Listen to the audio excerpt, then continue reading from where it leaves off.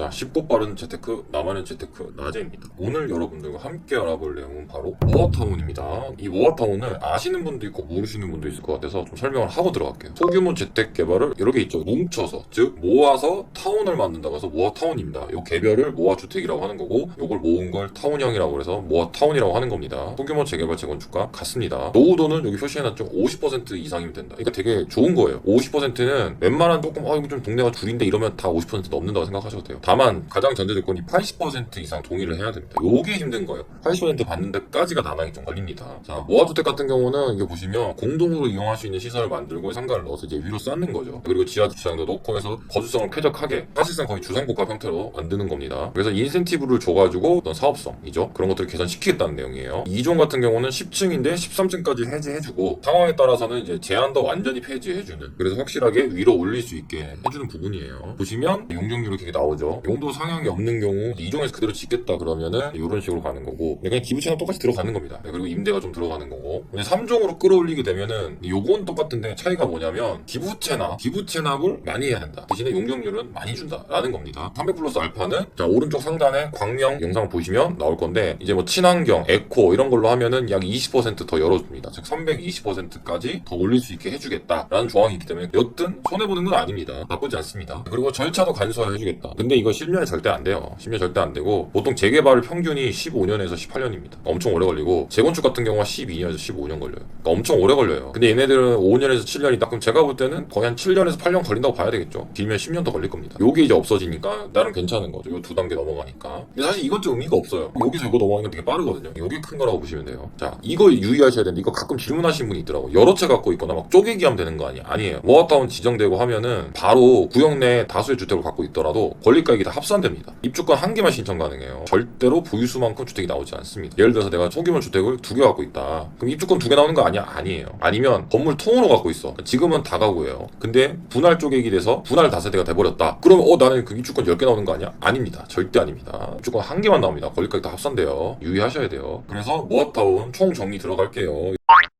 모아타운 방식에서도 두 가지가 또 따로 있습니다. 그래서 이거 좀 정리가 필요한데, 자치구 공모 방식이 있고 주민 제한 방식이 있어요. 이 둘의 가장 큰 차이는 비용을, 기반 시설 조성비도 있잖아요. 이런 비용에 지원이 되냐 안 되냐입니다. 참고로 말씀드리면, 우리가 많이 아는 모아타운 들어보신 분들에 한정해서 그분들이 아시는 건 자치구 공모 방식이에요. 즉 서울시에 있는 25개 구가 공모해서 모아가지고 서울시에 제출해가지고 진행하는 방식이고, 요게 어려운 경우에는 주민 제한 방식. 그러니까 우리가 요건 맞춰가지고 하고 싶습니다 하고 자치구 본인의 해당 지역구에 내는 겁니다.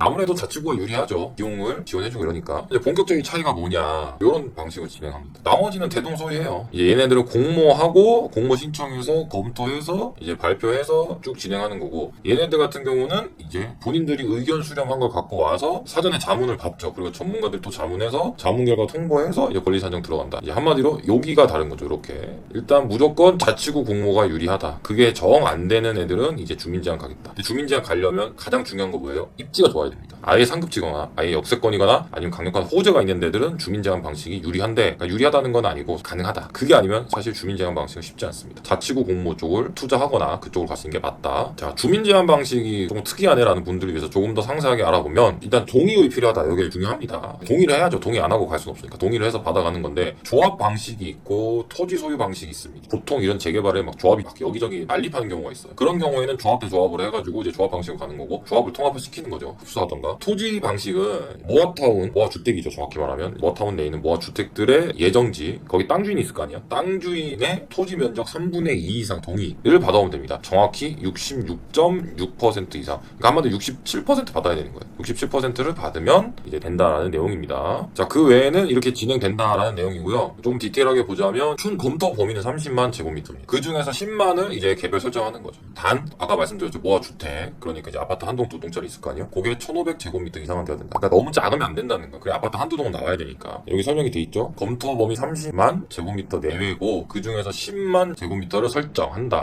궁극적인 목표는 가로주택 활성화. 하도 실패하니까, 하도 안 돼가지고 소규모 주택 개발이라던가 아니면 가로주택 정비 사업은 성공률이 굉장히 낮습니다. 그것 때문에 이렇게 모아서 사업성을 내겠다는 말이에요. 그럼 활성화 시키겠다. 한마디로 재개발 해야 된다는 걸 알고 있지만 안 되니까 어떻게든 해주려고 노력은 하겠다라는 거고, 그 중에서 제일 또 문제가 되는 게 주차죠. 구축도 주차고 재개발하는 이유도 또 주차가 또 심각하기 때문에 주차 문제 해결, 그 외에 뭐 공원이라던가 그런 기반 시설을 확충하기 위해서 한다, 이런 내용이고요. 절차를 정리하면, 자, 첫 번째는 모아타운을 선정합니다. 그래서 이렇게 쭉 대상지로 공모를 해가지고 공모 대상지로 뽑아서 한 다음에 제출 어쩌고저쩌고 해가지고 평가받고, 그 다음에 발표 나는 거죠. 그 다음에 이제 계획 수립하고 주민들한테 제안하는 거예요. 그래서 여기서 동의가 많이 나오면 승인해주는 거고, 그 공고 때려서 이렇게 하겠습니다 하고, 그 다음에 심의 거쳐서 지정고시 발표, 뭐 이런 식으로 가는 거예요. 그 다음에 계획 수립하고 이제 구역 지정을 해주고, 그 다음에 사업을 시행한다, 이런 절차입니다. 그 뒤에는 일반적인 재개발과 거의 비슷합니다. 조합 설립하고 심의해서 사업 시행인가하고, 다만 관리 처분 인가가 없다. 그래서 2주 착공이 바로 들어가는, 그래서 조금 더 진행이 빠를 수 있다. 단 주민 제한 방식은 요게 건너뜁니다. 요게 없습니다. 그리고 바로 여기서부터 시작하는 겁니다. 왜? 이 공모를 받는 게 아니잖아. 주민들이 동의를 받아오는 거기 때문에 이 절차가 필요가 없어지는 거죠. 제가 다시 한번 말씀드리지만 동의받는 거 안 싫습니다. 자, 그러면 투자해 마라, 결론 내드려야 되겠죠. 자, 첫 번째, 사실상 테마주입니다. 근데 이걸 샀거나 보유 중이면 그냥 오름 팔아야 됩니다. 왜? 소규모 주택 정비 사업 플러스 가로 주택 정비 사업은 성공 확률이 굉장히 낮습니다. 이게 모아타운 된다고 해서 드라마틱하게 막 2배씩 막 3배씩 올라가지 않습니다. 쉽지 않다. 그리고 성공한 역사가 없어요. 한마디로 엄청난 몇 억의 재산을 베팅하는데 한 번도 성공한 역사가 없는 그런 사업에 베팅을 하는 거예요. 이거는 별로 이렇게 추천드리고 싶지 않습니다. 리스크가 너무 걸려요. 혹시라도 만약에 서울시장이 연임이 되면 다행이에요. 근데 연임이 안 되면 어떡할 거예요? 연임이 안 되면 이 사업이 공중분해가 되거나 아니면 좀 둥둥 떠 수 있거든요. 그것도 생각해야 돼요. 그리고 나홀로 아파트 집합체예요. 여기 그냥 비어있는 거예요. 이게 과연 한 단지로 보기도 어려운데 이게 과연 그렇게 메리트가 있을까요? 지금 뉴타운도 중간중간 빌라 껴있고 이래가지고 욕을 좀 많이 먹고 있는 상황인데 과연 될까? 이것도 걱정하셔야 돼요. 제가 볼 때 가치 굉장히 낮을 겁니다. 이거 리모델링보다 가치가 더 떨어질 수도 있어요. 리모델링이 통상 75% 전입니다. 재건축에 비해서, 신축 아파트에 비해서 입지가 좋거나 호재가 있는 데는 80%, 그게 아니면 70%까지 내려가기 때문에 보통 75% 정도의 시세를 보인다고 봐야 되는데, 나홀로 아파트 집합체인데 과연 의문이 좀 들죠? 결론, 리스크가 매우 크다. 투자하는 건 보류. 지금 갖고 있다면 오르면 파셔라. 근데 내가 투자하려고 들어간다? 하지 마셔라. 라고 말씀을 드리고 싶습니다. 이렇게 해서 이제 많이들 궁금해하는 모아타운에 대해서 좀 알아봤고요. 궁금한 거 있으시면 댓글로 주시면 제가 댓글 보고, 이 영상도 댓글 보고 만드는 거기 때문에 댓글 보고 다시 한번 영상을 만들거나 여러분들께 좀 답변을 드릴게요. 시청해주셔서 감사합니다. 다음번에는 더 유익하고 재밌는 내용으로 찾아뵐게요.